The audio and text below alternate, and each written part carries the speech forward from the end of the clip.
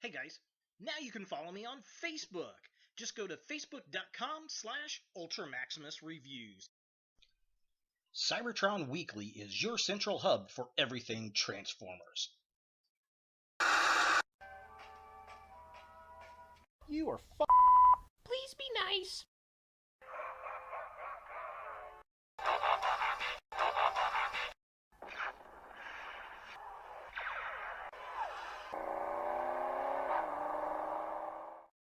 You suck.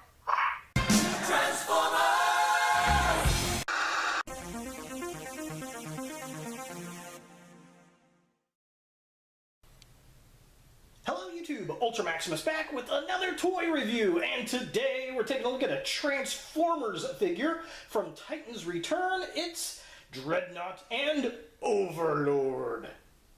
Now I found this figure at my local Ollie's for $19.99. They had this guy for days there. And it's the first time I've ever actually seen this figure in the store, so that was very, very cool. I've been wanting this guy, but I've been holding off ordering from online, and I'm glad I did. For 20 bucks, I was excited.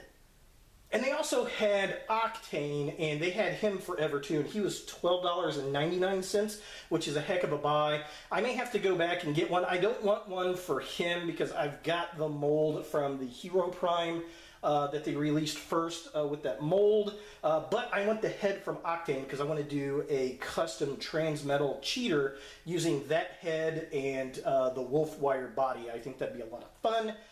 So I may have to go back and get one. So definitely go check out your local Ollie's. You don't know what you're going to get. And I think they got these because the lady said they got a bunch of excess toys from Toys R Us.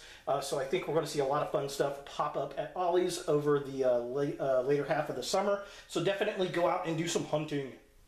But yeah, take a look at the package on this guy really quick. Definitely like the bot, like the way he looks. He's got the big head right there. It says Transformers Generations. It says Ollie's 1999. There's the top of the package. Nothing really on the side there. We get some artwork right there. Pretty standard type of stuff. Just kind of a close-up. There he is in package. Looking all kinds of cool. There's the head flying off. And then the same artwork on the side here. Very, very neat. Very, very fun. Back of the packaging right here. Out of those figures, I don't know. I've got the Megatron mold for Blitzwing, and I'm not impressed with that one either. Both the Prime and the Megatron triple changers, I'm not liking at all. But this guy's definitely pretty cool looking. We get a bio up here. We get his big old robot here. His head turns into a little bot, and then he turns into a tank and a jet and a base that connects to Decepticon, which is very, very cool. So just kind of a close-up up here. There is the bio. I'm gonna, if you want to pause and read this, you are more than welcome to. Here's the other side right there.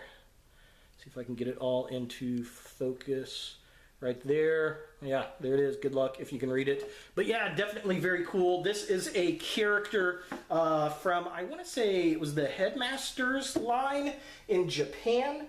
We did not actually get him over here stateside. I think the line had ended by the time he had come out. I might be wrong. He might have been in the G2 line. Leave a comment down below. Correct me and yell at me if I am wrong, but I think that's the case. But in any way, I've never had him. I love the color scheme. I love the concept. I like the design. So let's go ahead and get Overlord out of box and see what we think. So here we have Overlord out of the packaging, and I gotta say, I love this figure. I do have a couple minor gripes, which, you know, that's pretty much every figure, I think. I got a nitpick about something. But the nitpick is very, very minor. It's really the stickers that I have the biggest issue with. This one's a little off the kilter to me, I think, but they were all like that in the store. It drives me nuts when they put the stickers on them. I wish they would paint them. If I wanted to put crappy stickers on the thing, I would do it myself. Especially if I want them misaligned. But that's a pretty minor gripe. But the figure itself, I'm definitely digging. He's a nice, big, bulky bot. He's actually from Transformers Master Force was the series that he debuted in back in G1. I kept thinking it was Headmasters, but it was actually Master Force. And I always thought this guy would make a great leader of the Decepticons. He's just the name, the look, it just, I've always liked the guy, and I'm really glad that we got an updated version, and I think this is the first official Hasbro release on this side of the pond. But I was too lazy to actually go research it, so if I'm wrong, yell at me down below. Now, this guy is a Headmaster, just like all the other figures in this line. His head flips up here, and then his little headpiece comes out. Come here, buddy. If I can get this out one-handed. I cannot. Okay, so here is the head. Whoop, ding. Out, and then you just flip it up, and there he is. He actually has a painted face, which is pretty cool. I'm going to fold that back down, put that back down in half, like that, and then put his head back down there. Now, he's got the little tiny antennas up here. I feel like those could break pretty easy for kids, so be careful of that. The other cool thing about this guy, he's got these panels here that open up. I'll just go ahead and open this up, and then open this one up, and you can put additional units in here. Now, what a lot of people have been doing is putting like the Headmaster units in this way and creating like little head nipples.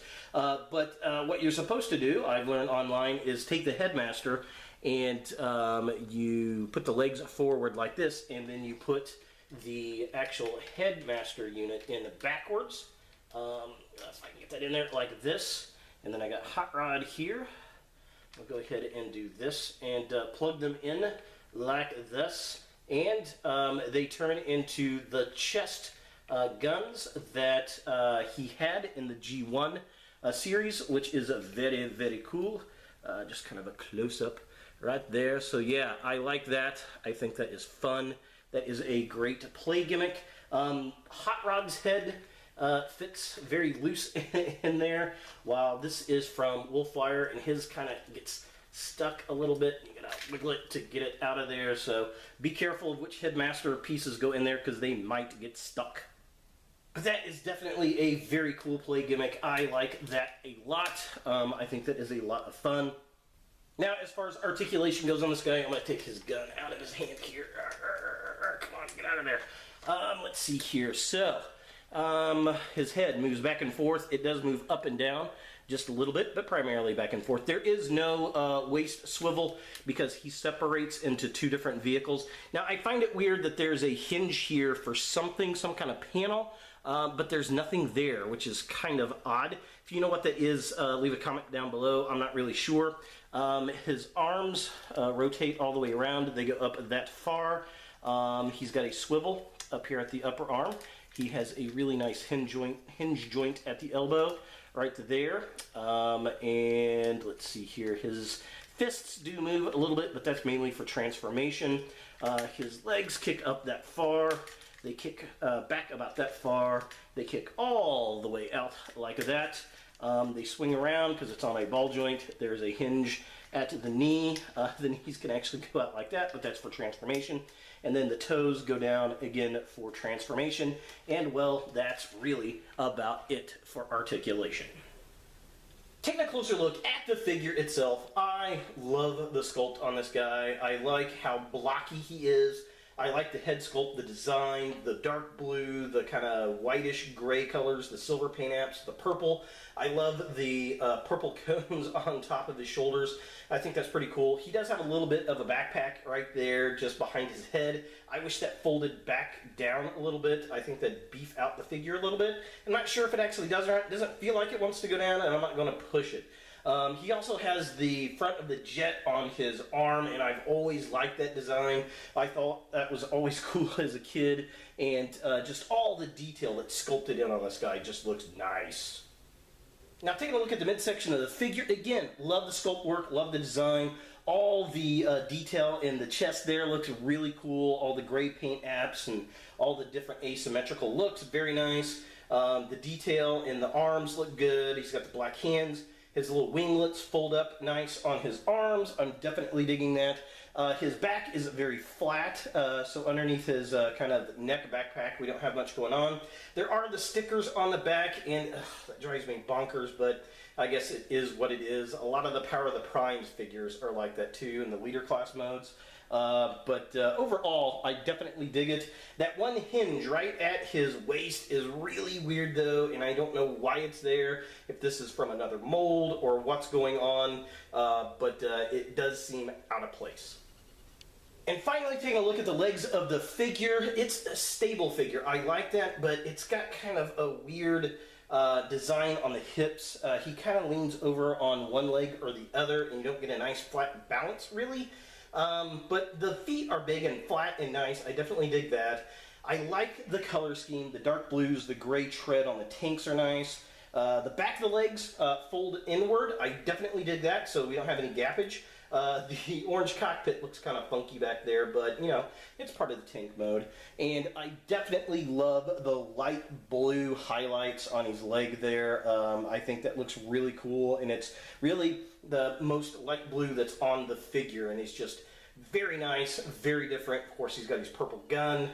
Just digging the color scheme on this guy, something fierce. For comparison, here we have Overlord with Ultra Magnus from the same line, and yeah, I think this guy is pretty cool. He looks like somebody that would take on Ultra Magnus in the show, and I definitely dig that. He is an awesome, awesome addition to the Decepticon ranks. Now, Overlord has a few different modes. He, of course, has his vehicle mode where he splits into two. He turns into a jet and he turns into a tank. And then he also becomes a base, which is a very, very cool. And I think it was for Micro Masters. Was that what the base was for initially? And then, of course, it's going to head for the Titan Masters in this series. And then the base actually connects up to Tripticon in the city mode, which is very cool. So let's go ahead and get Overlord into his tank and jet mode, and let's see what we think.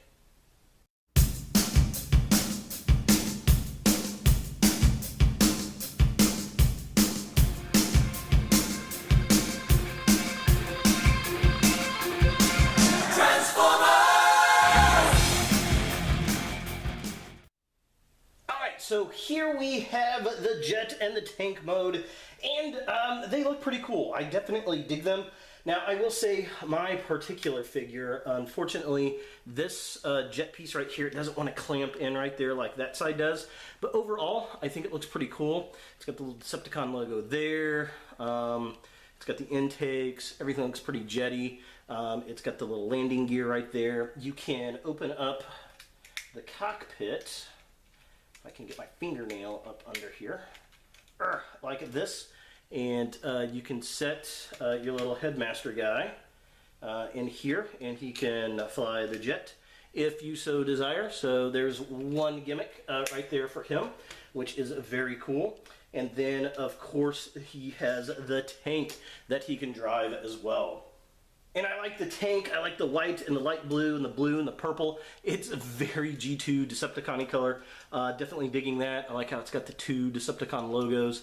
Lots of nice detail everywhere. Very solid piece. The canopy on this one comes up. And again, he can drive around in that. So that is very, very cool. Definitely dig that. I think they did a good job. Some people call this thing a parts former, and it kind of is, I suppose, to an effect, but it works. Now, this is definitely the kind of character I like. I always liked how they turned it into two different vehicles, and I tell you what, I'd like to see this. Was it Flywheels? Was the jet and the tank Duocon? I think a repaint of this as Flywheels would be really cool. It wouldn't quite match Battle Trap because they're in different scales, but it's a tank and it's a jet, and they merge into one bot, and I think that'd be a lot of fun. So yeah, definitely cool. I love the two alt modes. I like how he splits apart, but he also becomes a base. So let's go ahead and get Overlord into his base mode and see what we think about that. So here we have Overlord in his base mode, and it's not a bad base mode. I like it. Basically, you fold his legs down, bring the tank piece out here. You pull these little ramp pieces out right here. They're supposed to go down like that. And so here we have Overlord in his base mode, and it's a pretty decent base mode. I am digging it. It will definitely go well with Decepticon, with the color scheme and the design. Essentially, you're going to bend him kind of in half, really, and then you're going to put the jet piece on backwards. His little panels here fold outward to kind of make a little, like, I don't know, shelving type unit, I guess, a platform. The tank piece comes up here. You can lift. There we go. You can lift that up like that, and you can put your little guy in here if you want to, or you can stand him up here on this tower at the top, which is pretty cool. We got the gun kind of right there. Overall, again, like I said, a pretty neat looking base mode. It works pretty well. Not really much going on in the back there. It kind of looks like it has 2 rockets that could launch off, or maybe some missiles. It would be cool if these actually detached so they could launch, or something to like that nature. That would be kind of cool. Now, the one thing I noticed, and this is kind of strange, I can pull this piece off here. This nose cone comes off, and I don't know why. There's no instructions that indicate why it does that. I wonder if you can turn it around this way. Would it fit back on? No, it only fits on the one way, so you can't even turn it around to show the Decepticon logo. So I'm not really sure why that does that. If you know, leave a comment below. This might be, isn't this the retool of the Sky Shadow mold? Maybe, I don't know. I really honestly don't know. Leave a comment down below if you do. But yeah, definitely pretty fun. I like it. You could lift that up if you wanted to. Overall, pretty neat. Pretty cool. I wish we had a gun piece that you could put there. That would be kind of nice. Maybe a flip out gun piece would be kind of cool, but it is what it is. But it's definitely a nice little alternate mode for the smaller Headmaster and Power Master figures, or Prime figures, not really Power Master, but Prime figures, and the upcoming Target Masters or Micro Masters or whatever you want to call the next little batch of partners. It's always fun to have a cool base mode. So is Overlord a figure that you want in your Transformers collection? I'm going to say yes, especially if you can get him for $20.